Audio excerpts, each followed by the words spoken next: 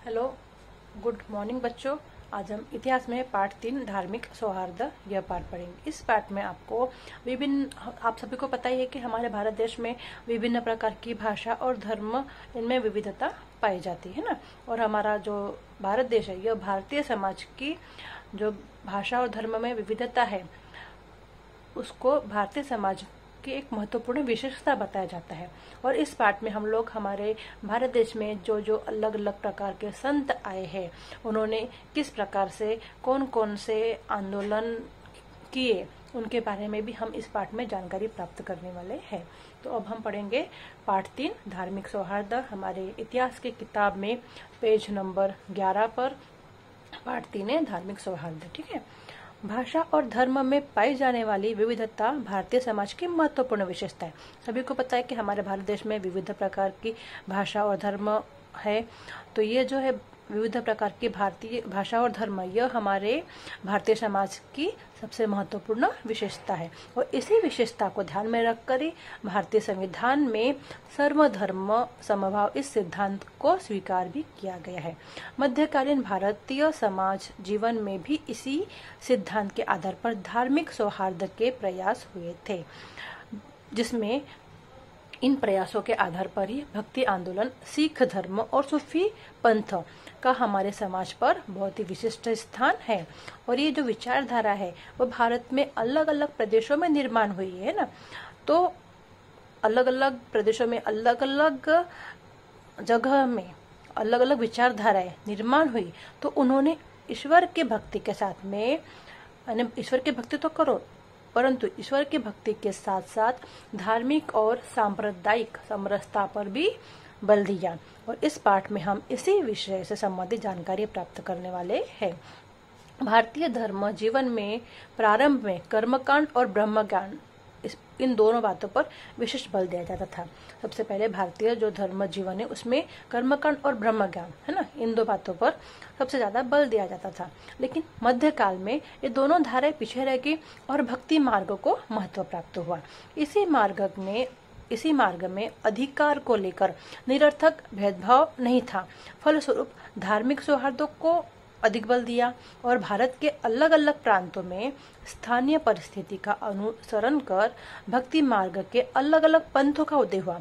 भक्ति मार्ग को अपनाकर भक्ति मार्ग के द्वारा ही अलग अलग पंथ जो है उनका भी निर्माण हुआ। और भक्ति मार्ग में संस्कृत भाषा के स्थान पर जो अलग अलग धर्म के अलग अलग प्रांत के जो लोग थे उन लोगों की भाषाओं का भी अवलंब किया गया। परिणामतः प्रादेशिक भाषाओं के विकास में इन धार्मिक आंदोलनों का बहुत बड़ा सहयोग प्राप्त हुआ। तो अब हम पढ़ेंगे इस पाठ में भक्ति आंदोलन के बारे में। ऐसा माना जाता है कि भक्ति आंदोलन का जो उदय यह कहा हुआ दक्षिण भारत में हुआ। और इस दक्षिण भारत इस क्षेत्र में नयन्नार और आलवार भक्ति आंदोलन का उदय हुआ। किसका? नयन्नार थे यह शिव भक्त थे और जो आलवार थे वह विष्णु भक्त थे। तो शिव और विष्णु एक ही है यह मानकर उन दोनों के बीच यानी नयन्नार और आलवार इन दोनों के बीच में समन्वय स्थापित करने का प्रयास भी हुए। भगवान विष्णु का आधा हिस्सा और आधा हिस्सा भगवान शिव का, इन एक मूर्ति में आधा हिस्सा भगवान विष्णु का और आधा हिस्सा शिव जी का, यह दर्शाकर हरिहर के रूप में बड़ी मात्रा में मूर्तियों का निर्माण करवाया गया। और इस भक्ति आंदोलन में समाज के सभी वर्ग के लोग भी सहभागी हुए थे। इस आंदोलन द्वारा ईश्वर प्रेम है ना, ईश्वर के प्रति प्रेम, मानवता, प्राणी मात्र के प्रति करुणा आदि मूल्यों की सीख प्राप्त हुई। यह आपको ध्यान में रखना है, अंडरलाइन करना है, ठीक है, और याद भी करना है। आपको एक वाक्य में पूछ सकते हैं या खालिस्तान में भी आपको आ सकता है कि भक्ति आंदोलन में किन मूल्यों की सीख प्राप्त हुई। तो भक्ति आंदोलन में ईश्वर प्रेम, मानवता, प्राणी मात्र के प्रति करुणा, इन मूल्यों की सीख प्राप्त हुई। दक्षिण भारत में अब दक्षिण भारत में बताया गया है कि दक्षिण भारत में जो रामानुज है और रामानुज के साथ में अन्य आचार्य है उन्होंने भी भक्ति आंदोलन की नींव को मजबूत किया, सुदृढ़ किया। और उन्होंने क्या कहा, इन्होंने कहा कि ईश्वर सभी का एक है, ईश्वर भेदभाव नहीं करता है ना। उत्तर भारत में भी रामानुज के सीख का बहुत बड़ा प्रभाव पड़ा। जो रामानुज थे उन्होंने दक्षिण भारत में आचार्यों उनके अलावा बाकी जो अन्य आचार्य थे, तो रामानुज ने यह बताया, यह सीख दी कि ईश्वर सभी का एक है, ईश्वर भेदभाव नहीं करता। यह जो सीख थी रामानुज की, यह दक्षिण भारत के अलावा उत्तर भारत में भी बहुत प्रभाव इस सीख का पड़ा। अब उत्तर भारत में रामानुज के बाद में संत रामानंद, इन्होंने भक्ति का महत्व प्रतिपादित किया। संत रामानुज के बाद में संत रामानंद। अब संत रामानंद के बाद में संत कबीर। देखो पिक्चर भी दिया है संत कबीर जी का, आप सबको पहचानती हो, है ना, आप सबको पता भी है, नाम भी सुना है संत कबीर के बारे में। तो जो संत कबीर है, यह भक्ति आंदोलन के विख्यात यानी प्रसिद्ध संत थे। उन्होंने क्या बताया संत कबीर ने? तीर्थ स्थानों, व्रतों, मूर्ति पूजा को महत्व नहीं दिया। यानी संत कबीर ने तीर्थ स्थान पर जाना, व्रत यानी उपवास करना, मूर्ति पूजा, मूर्ति की पूजा करना, इस बात को महत्व नहीं दिया, बल्कि उन्होंने बोला कि सत्य को ईश्वर माना। यानी उन्होंने सत्य की राह पर चलो, सत्य को मानो, सत्य को ही उन्होंने ईश्वर माना और सभी मानो एक ही है। यह सीख किसने दी? संत कबीर जी ने दी। संत कबीर ने जाति भेद, पंथ भेद, धर्म भेद मान्य नहीं थे। संत कबीर को जाति में जो भेद होता है, पंथ में भेद होता है, धर्म में भेद होता है, ये उनको बिल्कुल भी बातें मान्य नहीं थी। वे हिंदू मुस्लिमों के बीच में एकता, है ना, समन्वय, एकता स्थापित करना चाहते थे। उन्होंने हिंदू और मुस्लिम धर्मों के कट्टर लोगों को कड़े शब्दों में फटकारे भी, डांटा भी। यहाँ अब ये हो गया किसके बारे में? संत कबीर जी के बारे में। ठीक है, संत कबीर जी ने क्या क्या कहा। अब हम देखेंगे बंगाल में महाप्रभु चैतन्य। अब नए संत कौन से आए यहाँ पर? बंगाल में महाप्रभु चैतन्य। ठीक है, तो महाप्रभु चैतन्य, इन्होंने कृष्ण भक्ति का महत्व बताया। उन्होंने उपदेशों के कारण लोगों को उपदेश दिया और उपदेशों के कारण लोग जाति और पंथ के बंधन को तोड़कर, लांघ कर, तोड़कर भक्ति आंदोलन में एकत्रित हुए, सम्मिलित हुए। महाप्रभु चैतन्य के प्रभाव से, महाप्रभु चैतन्य जो उन्होंने उपदेश दिया था, तो उन उपदेशों के प्रभाव से असम में जो शंकर देव थे, असम के संत शंकर देव थे, उन्होंने कृष्ण भक्ति का प्रसार किया। असम में भी शंकर देव जो संत थे, महाप्रभु चैतन्य के उपदेशों से इतने प्रभावित हुए कि असम में जो शंकर देव थे, उन्होंने कृष्ण भक्ति का प्रसार किया। अब शंकर देव जी के बाद में गुजरात में आए संत नरसिंह मेहता। यह भी प्रसिद्ध वैष्णव संत हुए और वे परम कोटि के कृष्ण भक्त थे। कौन थे? संत नरसिंह मेहता परम कोटि के कृष्ण भक्त थे। संत नरसिंह मेहता ने समता का संदेश दिया। किसका संदेश दिया? समता का संदेश दिया और गुजराती भाषा का आदि कवि माना जाता है। किसको? संत नरसिंह मेहता को गुजराती भाषा का आदि कवि माना जाता है। यानी हमने अभी तक क्या पढ़ा इसमें? भक्ति आंदोलन में सबसे पहले हमने देखा कि नयनार और आलवार, है ना, नयनार जो थे वो शिव भक्त थे और आलवार जो थे विष्णु भक्त थे, है ना। भक्ति आंदोलन में जो दक्षिण भारत में उदय हुआ, उसके बाद में हमने देखा यहाँ पर कि रामानुज, दक्षिण भारत में फिर कौन है? रामानुज है। फिर रामानुज के बाद में उत्तर भारत में संत रामानंद, संत रामानंद के बाद में संत कबीर जी, संत कबीर जी के बाद में हमने देखा बंगाल में महाप्रभु चैतन्य, फिर महाप्रभु चैतन्य के बाद में असम में शंकर देव, उसके बाद में गुजरात में संत नरसिंह मेहता। इतना हमने। अब संत नरसिंह मेहता, इनके बाद में कौन आई? संत मीराबाई। संत मीराबाई को सभी लोग पहचानते हो ना, सभी लोग नाम भी सुना है। तो संत मीराबाई ने कृष्ण भक्ति की महिमा प्रतिपादित की। सभी को पता है कि संत जो मीराबाई थी वो कृष्ण भक्त थी, है ना। तो संत मीराबाई जो है ये मेवाड़ के राजवंश से संबंधित थी। संत मीराबाई जो थी वो मेवाड़ के राजवंश से संबंधित थी। राजवंश के उन्होंने सभी सुखों को त्याग दिया और कृष्ण भक्ति में तल्लीन हो गई। संत मीराबाई राजवंश से संबंध रखती थी, यानी मेवाड़ के राजवंश से थी, लेकिन फिर भी उन्होंने उस राजवंश के सभी सुखों को त्याग दिया और कृष्ण भक्ति में ही वो तल्लीन रहने लगी। संत मीराबाई, इन्होंने गुजराती और राजस्थानी भाषाओं में भक्ति पदों की रचना की। संत मीराबाई ने गुजराती और राजस्थानी जो भाषाएं थी, गुजराती और राजस्थानी जो भाषाएं थी, उसमें क्या किए? संत मीराबाई ने भक्ति पद लिखे, भक्ति पदों की रचना की। उनके यानी मीराबाई के भक्ति गीत भक्ति सहिष्णुता और मानवता का संदेश देते थे। जो मीराबाई ने जो गुजराती और राजस्थानी में जो भक्ति पद लिखे, भक्ति पदों की रचना की, वह भक्ति पद की जो रचना की उन्होंने भक्ति पद जो लिखे वह भक्ति गीत, भक्ति, सहिष्णुता और मानवता, इन बातों का संदेश देते हैं। इसके बाद आते हैं संत मीराबाई के बाद आते हैं संत रोहिदास। संत रोहिदास ये भी एक महान संत थे। संत रोहिदास ने समता और मानवता का संदेश दिया। संत रोहिदास ने किसका संदेश दिया? समता और मानवता का संदेश दिया। अब संत रोहिदास के बाद में संत सेना आते हैं। संत सेना भी प्रभावित संत थे। हिंदी साहित्य के महाकवि संत सेना के बाद में आते हैं हिंदी साहित्य के महाकवि सूरदास। सूरदास का नाम सभी ने सुना है।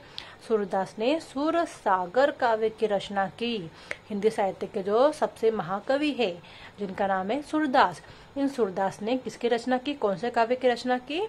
सूर सागर काव्य की रचना किसने की? तो महाकवि सूरदास ने की। सभी को टिक करना है, लिखना भी है कौन कौन से संत थे, उन्होंने क्या क्या उपदेश दिया, क्या क्या संदेश दिया, संतों के नाम लिखने, उन्होंने कौन कौन से काव्य की रचना की। तो उसमें महाकवि सूरदास, इन्होंने सूर सागर काव्य की रचना की। यह आपको जुड़ा मिला हो खालिस्तान में या प्रश्नोत्तर में भी आ सकता है। ओके, कृष्ण भक्ति उनके काव्य का विषय था और संत जो महाकवि सूरदास है इनके काव्य का विषय क्या था? कृष्ण भक्ति। कृष्ण को मानते थे तो उन्होंने कृष्ण भक्ति पर अपने काव्य लिखे हैं। काव्य का विषय उनका कृष्ण भक्ति होता था। मुस्लिम संत, अब महाकवि सूरदास के बाद में आते हैं मुस्लिम संत रस खान। मुस्लिम संत जो है उनका नाम क्या है? रस खान। इन्होंने भी, इनके द्वारा भी लिखित कृष्ण भक्ति की रचनाएं मधुरता से परिपूर्ण है।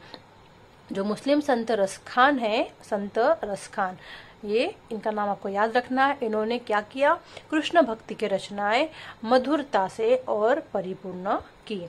अब संत रस खान, इनके बाद में आता है संत तुलसीदास। संत रस खान के बाद में कौन आते हैं? संत तुलसीदास। इनका भी नाम आपने सुना है, संत रस खान का भी नाम सुना है। ये सब संत हैं, इनके नाम आपको लिखने हैं। ठीक है, कौन कौन से संत हमारे यहाँ पर आए भारत देश में। ठीक है, संत रस खान के बाद में आता है संत तुलसीदास द्वारा लिखित रामचरितमानस ग्रंथ में राम भक्ति की सुंदर अभिव्यक्ति पाई जाती है। संत तुलसीदास ने ही क्या लिखा? रामचरितमानस। ये आपको याद रखना है, सभी को नाम पता है तुलसीदास जी का। इन्होंने कौन से ग्रंथ की रचना की? तो रामचरितमानस। इस ग्रंथ की रचना किसने की? संत तुलसीदास ने की। और इसमें क्या है? राम भक्ति, किसके बारे में बताया गया है? राम भक्ति की सुंदर अभिव्यक्ति पाई जाती है। अब इसके बाद में आता है कर्नाटक। गुजरात हो गया, अब कर्नाटक है ना। कर्नाटक में महात्मा बसवेश्वर ने लिंगायत विचारधारा का प्रसार किया। कर्नाटक में कौन से महात्मा, कौन से संत है? बसवेश्वर। इन्होंने लिंगायत इस विचारधारा का प्रसार किया। इन्होंने जाति भेद का विरोध किया और श्रम प्रतिष्ठा का महत्व सभी को समझाया। उनका काय कवे कैलाश यह वचन प्रसिद्ध है। किसका? महात्मा बसवेश्वर। कर्नाटक के महात्मा बसवेश्वर है। इनका काय कवे कैलाश यह वचन सबसे प्रसिद्ध है, फेमस है। और इस वचन का अर्थ होता है काय कवे कैलाश। इस शब्दों का, ये जो वचन है, इस वचन का अर्थ क्या होता है? श्रम ही कैलाश है। काय कवे कैलाश यानी श्रम ही कैलाश है। उन्होंने अपने आंदोलन में स्त्रियों को भी सम्मिलित करवाया। स्त्रियों को भी उन्होंने अपने आंदोलन में सम्मिलित किया। अनुभव मंटप समागृह में धर्म से संबंधित विचार विमर्श गोष्ठियां होती थी। अनुभव मंटप यह एक सभागृह है, नाम दिया है अनुभव मंटप, सभागृह का नाम है ये। इस सभागृह में धर्म के बारे में विचार विमर्श गोष्ठियां बातें होती थी। इनमें सभी जातियों के स्त्री पुरुष सहभागी होते थे। उन्होंने अपनी सीख, किसके बारे में हम पढ़ रहे हैं? महात्मा बसवेश्वर के बारे में, है ना। तो इसमें सभी जातियों के स्त्री और पुरुष एकत्रित आते थे। तो उन्होंने अपनी सीख लोक भाषा कन्नड़ में वचन साहित्य के माध्यम से दी। लोक भाषा किसमें? कन्नड़ में वचन साहित्य के के द्वारा उन्होंने यह सीख दी। उनके कार्यों का समाज पर बहुत बड़ा प्रभाव पड़ा। महात्मा बसवेश्वर के अनुयायियों ने मराठी भाषा में भी रचनाएं की है। बसवेश्वर जो महात्मा, उनके जो शिष्य थे, अनुयायी जिसको बोलेंगे, उन्होंने मराठी भाषा में भी, यानी अनुयायियों ने मराठी भाषा में भी उनके द्वारा जो लिखे गए, उनके द्वारा जो बोले गए या फिर बताए गए जो कार्य थे, उनकी रचनाएं उन्होंने मराठी भाषा में भी की है। उनमें मंथम स्वामी, क्या नाम दिया है, मंथम स्वामी का लिखा गया, यानी उनके जो अनुयायी थे उनमें मनमत स्वामी है। इनके द्वारा क्या लिखा है, परमरहस्य ग्रंथ, यानी महात्मा बसवेश्वर के जो अनुयायी थे उन अनुयायियों में एक है मनमत स्वामी। इनके द्वारा परमरहस्य ग्रंथ यह प्रसिद्ध है। कर्नाटक में पंप, पुरंदरदास आदि महान संत हुए। कर्नाटक में पंप और पुरंदरदास, ये भी महान संत है, ये भी हुए कर्नाटक में, और इन्होंने कन्नड़ भाषा में असंख्य भक्ति पदों को रचा। यानी कर्नाटक में पंप और पुरंदरदास जो महान संत हुए, इन्होंने कन्नड़ भाषा में असंख्य भक्ति पद की रचना की है। ओके, तो हमने आज हमारा धार्मिक सौहार्द जो पाठ है, पाठ 3, इसमें हमने इसके बारे में जानकारी प्राप्त की, भक्ति आंदोलन के बारे में। ठीक है।